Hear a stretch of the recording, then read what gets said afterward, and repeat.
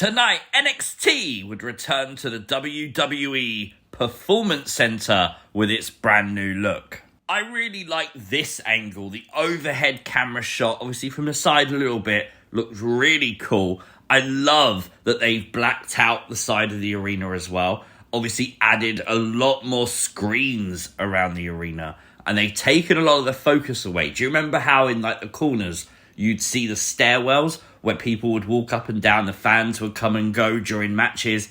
A lot of that now is gone. You can't see it at all, and I think that's a really nice touch. With the new graphics and colour scheme, they've also got rid of those shadow people that would be on the screens during matches. I don't know if that was an attempt to extend the audience at all, but it looks so much better without them. The entranceway seemed to be a lot bigger. I don't know if that's like the use of the screen in the background and obviously the reflection of it, maybe. They do still have the platform in the corner. Obviously, that platform has the wall that superstars get driven through or obviously fall from the top of. I think the biggest change is the guardrail around the fans. Obviously, they had like a dual barricade. They've always had this. CM Punk, obviously, in this photo, you can see the actual thing. It's got like a silver tinge to it. It's got the glass there. Now it just seems to be a black bar. I've seen quite a lot of people saying, oh, they expected a lot more. Like, genuinely, I'm going to say it. What the fuck were you expecting? Bouncy castles at ringside? What? Personally, I think the changes they've made are for the positive. I think the lighting's better. I think the venue feels bigger. You're never going to escape the fact this is the PC. You can only fit a number of fans in. It's not a stadium, that kind of stuff, obviously. So what they've got to work with is limited anyway. And what they've done with the space looks really cool. This is things you might have missed from WWE NXT. Make sure you hit the like button. And if you are new to the channel, hit the subscribe button too. Another vignette tonight for the upcoming debut of Delta. A lot less mysterious tonight. We saw a clearer image of her as she then threw fire at the NXT logo. And then we saw her full face photo. Delta is coming. And seriously, if the booking of Delta is as good as these vignettes, honestly, I think sky's the limit. I think what WWE is trying to capture here is the imagination of fans. Delta looks totally different to anyone in WWE. As I said the other week, I never followed Delta. I'd never seen Delta wrestle. It's only when these vignettes started airing that I looked her up on YouTube and actually saw some of her past work. Now, obviously, a lot of people won't have ever seen her before. Right now, though, the hype is real.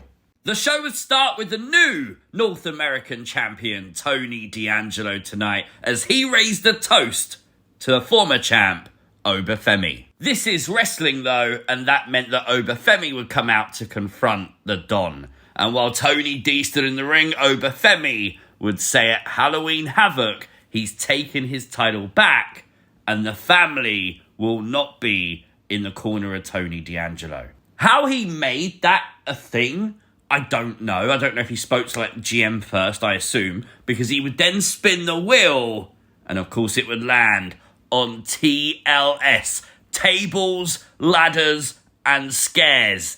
That's going to be cool. But again, doesn't provide any reason why the family cannot be at ringside for Tony's match at Halloween Havoc. The first match of the night would see the debut of Stephanie Vaquer. This was absolutely brilliant.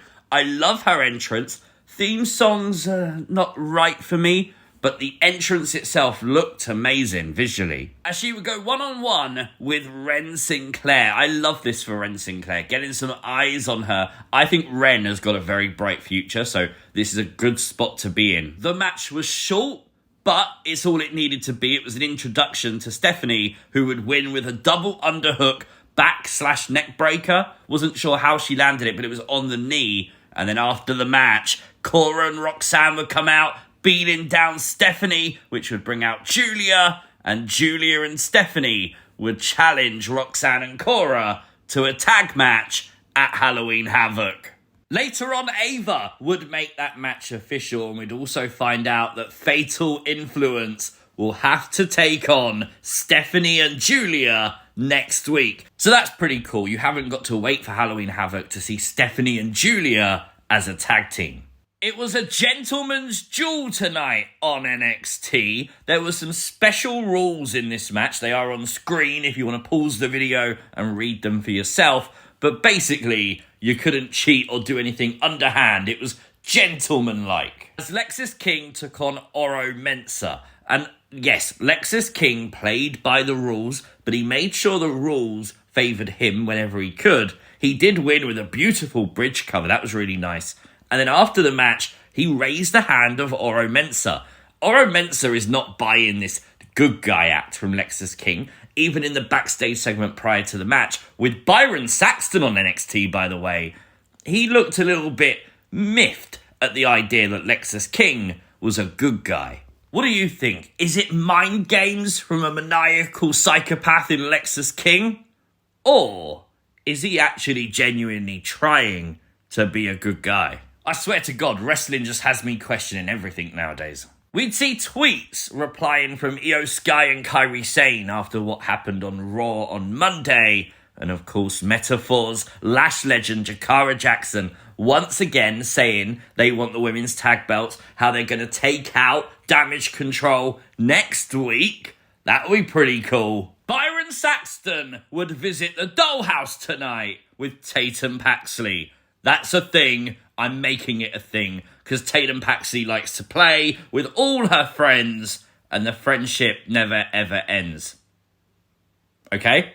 Well, the interview would be interrupted by Jada Parker. Tatum wasn't very happy with this, and obviously Jada would walk away. But in the background, Wendy Choo. Halloween is gonna cook this year, isn't it? This wasn't the first time we saw Jada Parker tonight, though. Jada Parker would be on the show just before this in a match between Lola Vice and the returning Nikita Lyons. This match was incredible. Couldn't take my eyes off the screen, not gonna lie. Nikita back, but it would be Jada Parker taking out Lola Vice on the outside that would allow Nikita to take advantage and pick up the win. So we are definitely not finished with Jada Parker and Lola Vice's story yet. Andre Chase is back on NXT, making his return tonight. Great to see Andre back, but sorry, Mr. Chase, you weren't the biggest return of your segment. No. Vic Joseph's Candy is back on NXT, but oh no, it went on the floor again. God, why? Someone make it trend. Hashtag save the candy. Ridge Holland would take on the final member of Chase U, Riley Osbourne, tonight. Ridge would pick up the win, and after the match, the return of the Shadow People. Lots of returns in this segment. Obviously a part of Chase U's entrance. And then you'd see the return of Happy Thea Hale. Happy that Andre Chase is back.